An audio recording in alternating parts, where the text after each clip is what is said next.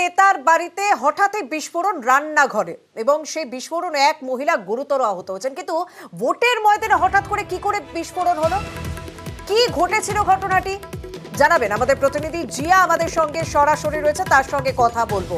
তবে ইতিমধ্যেই পুলিশ কিন্তু তদন্ত শুরু করে দিয়েছে, যেহেতু ভোটের ময়দান, ভোট চলছে, দুটি দফা ভোট হয়ে গিয়েছে ইতিমধ্যে। তারই মাঝে হাসনাবাদে বিজেপি নেতার বাড়িতে বিস্ফোরণ, ঠিক কি কারণে বিস্ফোরণ, কি থেকে বিস্ফোরণ হলো, পুরো বিষয়টি ইতিমধ্যে তদন্ত করে দেখা হচ্ছে।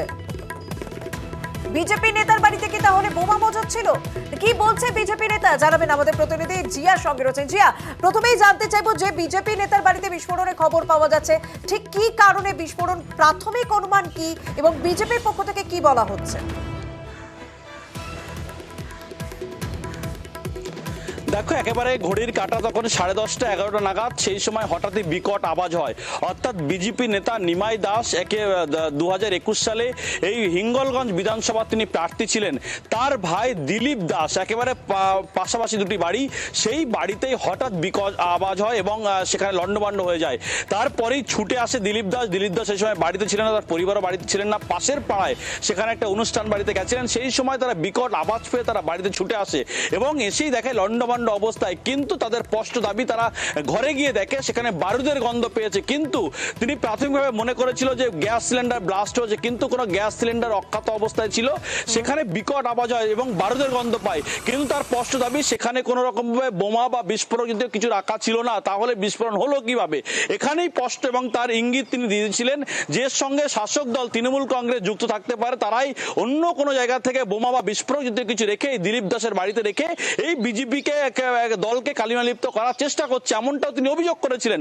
তারপরে ঘটনাস্থলে বিশাল পুলিশ বাহিনী এবং এই ঘটনা, এই বিস্ফোরকের ঘটনা এখনো পর্যন্ত এই দিলীপ দাসের স্ত্রী, তিনি কিন্তু যেমন আহত রয়েছেন এবং তার বাড়িতে আরো দুজন মেম্বার, তারা কিন্তু আহত রয়েছে। তুমি আমাদের সঙ্গে থাকো। ঠিক সকাল 10:30টায় রান্নাঘরে বিস্ফোরণ, বিজেপি নেতার বাড়ির রান্নাঘরে বিস্ফোরণ, যাতে এক মহিলা গুরুতর আহত হয়েছেন।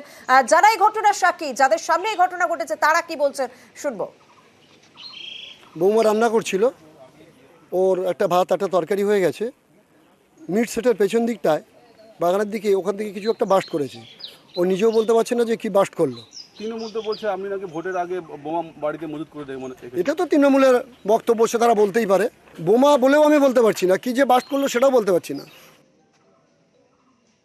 চকলেটের মতো আওয়াজ হলো, তারপরে আমি তো বাড়ির দিকে ছিলাম, বাড়ির দিক থেকে এসে পরে শুনছি নাকি এখানে কি এই বোম ফোম বলছে। এইসব এখানে বোম ফোম থাকবে কী করে? এখানে তো মানে বোম ফোম থাকার মতো পরিস্থিতি না। এই তো মানে এখানে দুই স্বামী স্ত্রী থাকে, ওনারা ওই মানে কৃষ্ণের ভক্ত। এখানে বোম ফোম এরকম কিছু আমার তো মনে হয় না থাকে বলে।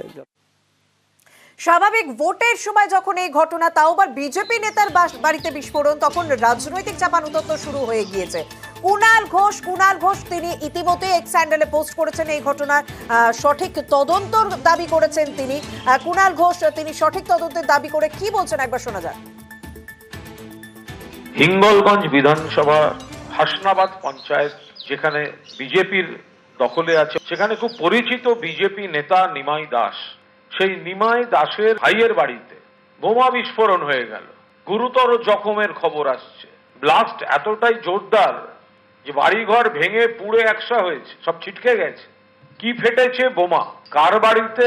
নিমাই দাসের আত্মীয়। এবার প্রশ্ন হচ্ছে, এখানে সিবিআই যাবে না? এনএসজি ঢুকবে না? এনএসজির ওই রোবোটিক ডিভাইস গুটি গুটি পায় এগোচ্ছে কি একটা যেন যন্ত্র, সেগুলো দেখা যাবে না? কারণ বিজেপির বাড়িতে ব্লাস্ট হয়েছে।